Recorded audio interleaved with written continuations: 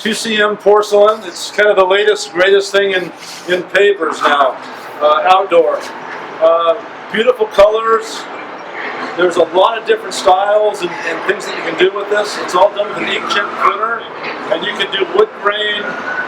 It's endless of the looks that you can do on this stuff. This happens to be a piece of travertine, a travertine look. It's all porcelain. The nice thing about the porcelain is it's stain proof. You can pour red wine on it, wipe it off, won't stain it. Oil won't stain it, but you can't scratch them either. You can take a screwdriver on these things, and you can't scratch them. Huge advantage over all the other products that are out there, the cement products, stone products. The fact that you can't, you can drag patio furniture over this stuff, barbecues, whatever, and you're not going to damage it. There's no maintenance required. You can't seal it if you try to. You just a little water and a broom, and that'll keep them clean forever. They're UV protected. They won't discolor. They won't change the look. 100 years from now, this will look just like it does now. The corners on them are a little fragile. If you bump pieces together, you can chip them. They break. They are porcelain. Same stuff your grandma's fine china is made out of. So these are baked in a kiln at 2,400 degrees, and they come out rock hard. Basically, it's a vitrified glass. It's translucent glass is basically what this is. So really a hard, solid surface, very dense, but you can break them.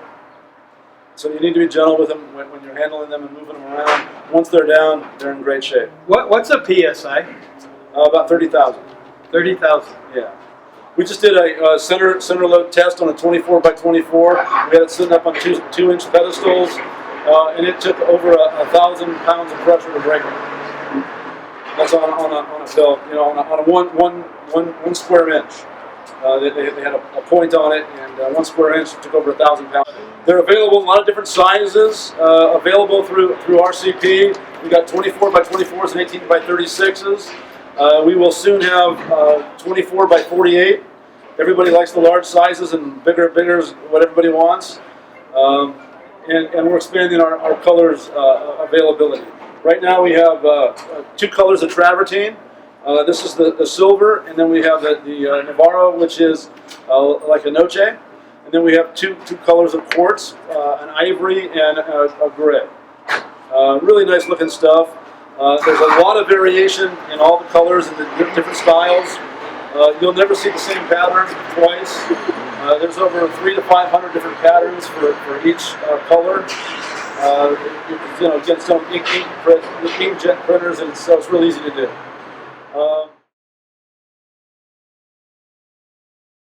So one way is to pour a concrete slab, like we have right here, and then you mortar set them. But to pour a concrete slab and then to mortar set them, it takes quite a while to do that. There's delays. You have to let the concrete cure out. The level of skill that's required to do that is generally fairly high, because the concrete and mortar setting is a very unforgiving method. If you have something that's not quite even, it's just not easy to fix and go back and put it in. So that can be time-consuming and expensive, and a rather high level of skill to install that way. Another way that I see in all the literature is on a pedestal. These pedestals are like this. Typically, the only place I've ever really seen them used is like in rooftop application, or for the porcelain pavers or other slab type products. The two common methods that I see in the literature are to lay them either on sand, like in a concrete sand. So you excavate, you lay down base material like you do with interlocking concrete pavers.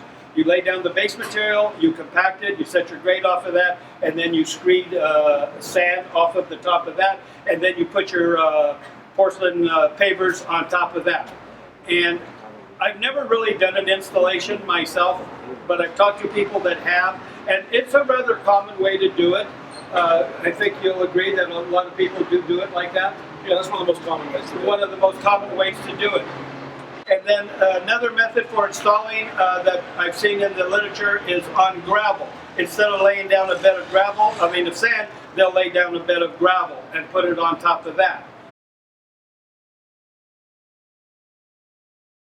The Gator Base system, designed by Alliance, is a six components that make up this system. We have the base mats themselves, which here's a mat. They're all tongue and grooved, so the next piece will fit into this piece. They're all tongue and grooved. They have 5 holes for every 4 inches, and all these channels are sloped to evacuate the water. They have the logo right here. The logo is going to help you establish a pattern right here. This is made out of high-density polyethylene with a lifespan, life cycle of about 100 years in the ground. As a company, we've installed well over 1 million square feet of this without a single failure due to any of the components. Not a single failure. I sold 15 pallets of this in Death Valley, and I went to instruct them on how to install it when it was 120 degrees out. I saw the contractor about 3 months ago that installed this, and he came to a booth that I was doing, and I asked him how he liked it. He said, we loved it. I couldn't believe how fast it was to install, because this could be used for porcelain tiles, pavers, or it can be used for interlocking concrete pavers as well. We'll talk about that after we're done with this right here. So as far as this failing, I just don't think that's going to happen. I also was with a guy where we installed this in a rainforest in Hawaii, 50 inches of rain a year, and we installed this, and that's been in there over a year, no problem at all, holding up really well, so you can be confident that this product is going to work for you. As Rob said, nothing sticks to this stuff. You can't stain them, you can't seal them, you can't scratch them. So the company had to come up with a polymeric sand that would stick to the sides of the joints.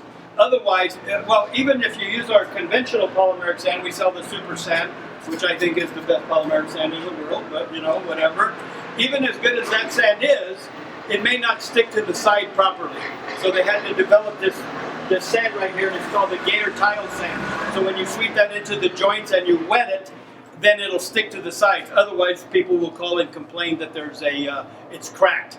Well, generally, it's not cracked. It's just not adhering to the side. So these come in 35-pound bags. You don't need a whole lot of joint sand in the porcelain pavers because they're so big and so few joints, and they're very, very shallow.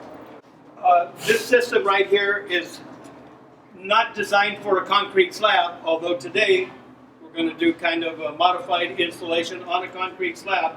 This would be like a backyard patio. This system is not designed for driving, strictly pedestrian application. But the latest figures that I've got is that about, I think it's 65% of pavers that are installed in North America today are used for pedestrian application. So there's plenty of customers around where we can install this. So the method for installation is you excavate, depends on where your finished elevation is, but I'm going to say a couple of inches of native soil. You take a sod cutter, you cut it out, you compact and grade the native soil. In a conventional paper installation, you're going to compact and grade off of your road base. But in this case, we're not using any road base at all. We call this product Gator Base. It takes the place of any road base that you need. So you compact and you set your grade off of the native. Then you take a geotextile. It's like a landscape cloth, maybe a 4-ounce, 6-ounce, 8-ounce landscape cloth that will allow water to go through it. So this really doesn't add much structural value to the installation. What it's doing is you're trying to keep separation between your bedding sand and your native soil, particularly under wet conditions where things can get mushed around. So you're going to install 1 inch of bedding sand as in a concrete sand. You're going to lay down your screed rods and you're going to screed it just like you would in a conventional installation.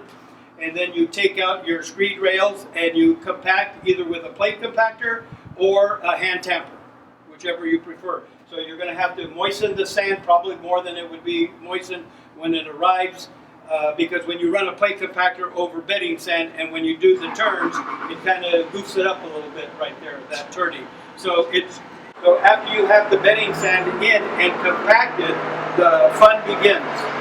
You start laying down the mats in this configuration. So you're not going to just lay them end to end like this, you're going to stagger them like that. That gives it a bit more structural stability when you stagger them. And then if you see this gator is facing the same way, that helps establish a pattern. So you're not trying to turn it, go this way, then you're just going to snap all your gator mats together.